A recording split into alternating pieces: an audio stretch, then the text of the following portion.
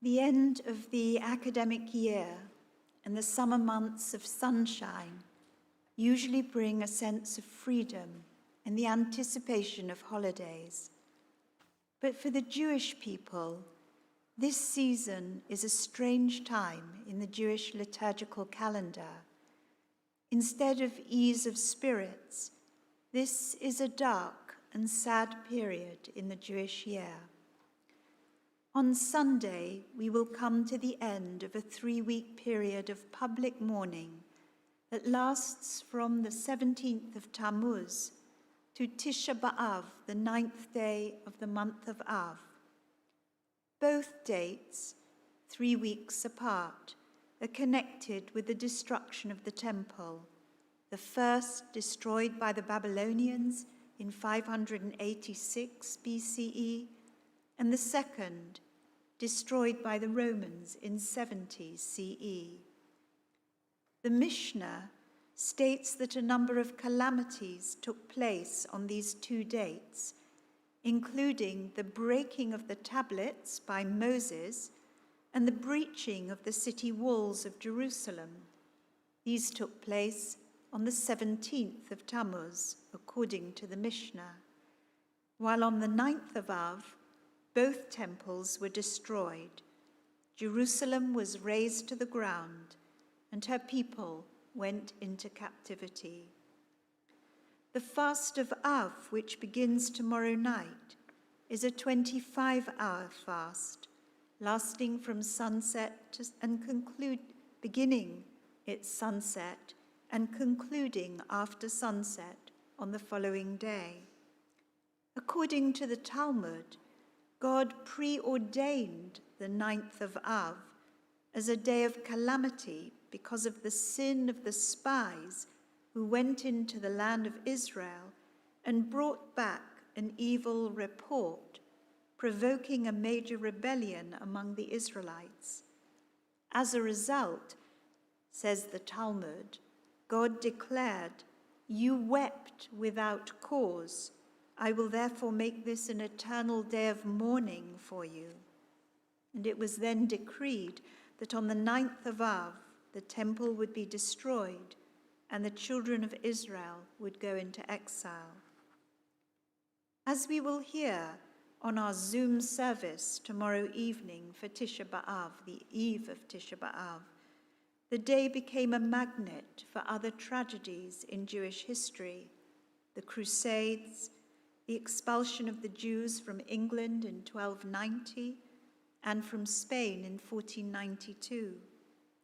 Some add the outbreak of World War I, which began a long period of suffering, the pogroms and massacres perpetrated against the Jews of Eastern Europe, leading to World War II and the savage destruction of 6 million Jews. In more recent times, readings for Tisha B'Av have included remembrance of the bombs dropped on Hiroshima and Nagasaki in August 1945, around the time of Tisha B'Av. Since the establishment of the State of Israel in 1948, some Jews have maintained that any fasts connected with the destruction of Jerusalem have lost their meaning and should be discontinued, perhaps even turned into feasts of joy in accordance with a verse from Zechariah. For others, however, redemption is not yet complete, and even if there is a Jewish state, it is our obligation to remember these past tragedies, for they cannot be undone. Dr. Robert Gordis, in his Judaism for the Modern Age, concludes that Tisha B'Av can keep Jews mindful of the tasks which lie ahead in the areas of Jewish religious rebirth and of ethical living, both in the state of Israel and throughout the world. The fast, he writes, can focus attention on the universal aspects of the messianic hope and remind us of the long record of sacrifices and sufferings of past generations, and thus prevent the cultural degeneracy which would follow from ignoring the achievements of the Jewish people wherever they live. In the progressive world, Tisha B'Av has all but been forgotten. How many of us will sit on the ground, intone the Book of Lamentations, the Bible's lament over Jerusalem, and fast for 25 hours on Sunday? Yes, we will hold our service tomorrow evening, but I wonder how we will mark the rest of the day. Tisha B'Av is about remembrance and loss of people and places. The Book of Lamentations offers us a heartbreaking lament over Jerusalem and the loss of her inhabitants, who have been forced into exile.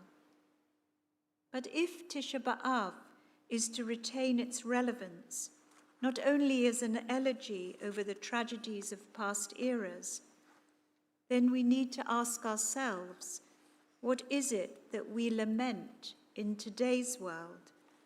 How can we overcome the burning tragedies and losses in our own time?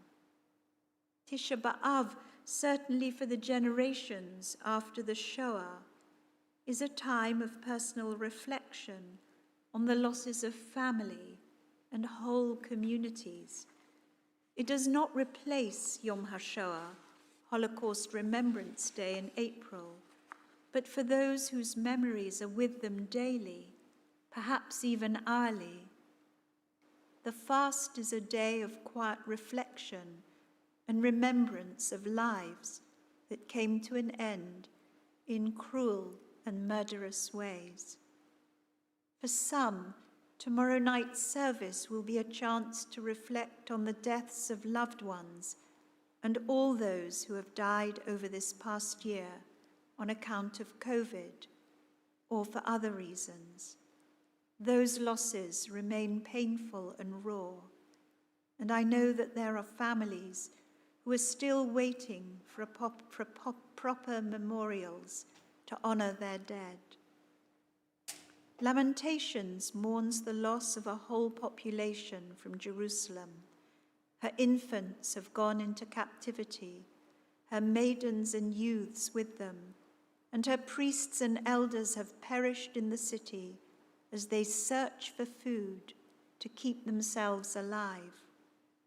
These verses evoke images of people homeless, in poverty, seeking sanctuary in so-called safe countries because their own homes are places of torture and oppression.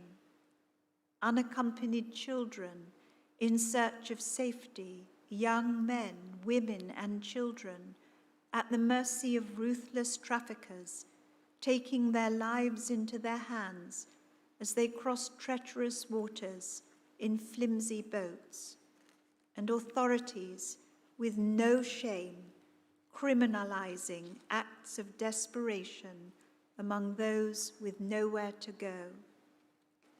And with its images of the land ravaged, like flaming fire, consumed on all sides, trampled and ruined, we see the burning fires that are consuming parts of the west coast of America and the catastrophe of the Amazon, which instead of absorbing carbon dioxide, has now become an alarming source of emission.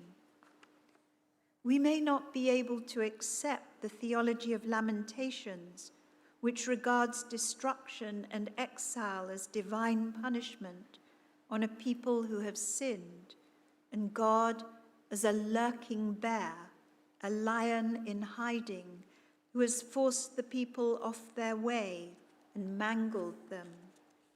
But the call that this 5-chapter book makes for us to search and examine our ways, to accept the transgressions that we have caused, failing to see what are the urgent needs for people fleeing their homes, either because of persecution, warfare, climate change, sexuality, or for any other reason, and for turning our backs on the catastrophic damage that we are perpetrating against the earth and air, the seas and rivers, should help us to do whatever we can as individuals, as an activist community, and as a nation to change the messages of indifference, hostility, and entitlement, and bring energy to imbuing this country, this world, with shared values of kindness, dignity, equality, compassion, justice, and peace. The rhetoric is no longer enough. Honest, robust, and direct action across multiple agencies and nations must now address the catastrophes of our own time. And then perhaps we can say with the prophet Jeremiah from his place of exile in the months following the destruction of the temple, Ki anochi yadati et hamachashavot asher anochi choshvei aleichem ne'um Adonai, machshavot shalom v'lo la'ra'ah, latet lachem acharit v'tikva. For I know the plans I have for you, says the Eternal One, thoughts of peace and not of evil, to give you a future and a hope. May our memory of the past motivate us to work in the present and anticipate a future where there is repair and hope for the generations born now and still to come. Amen.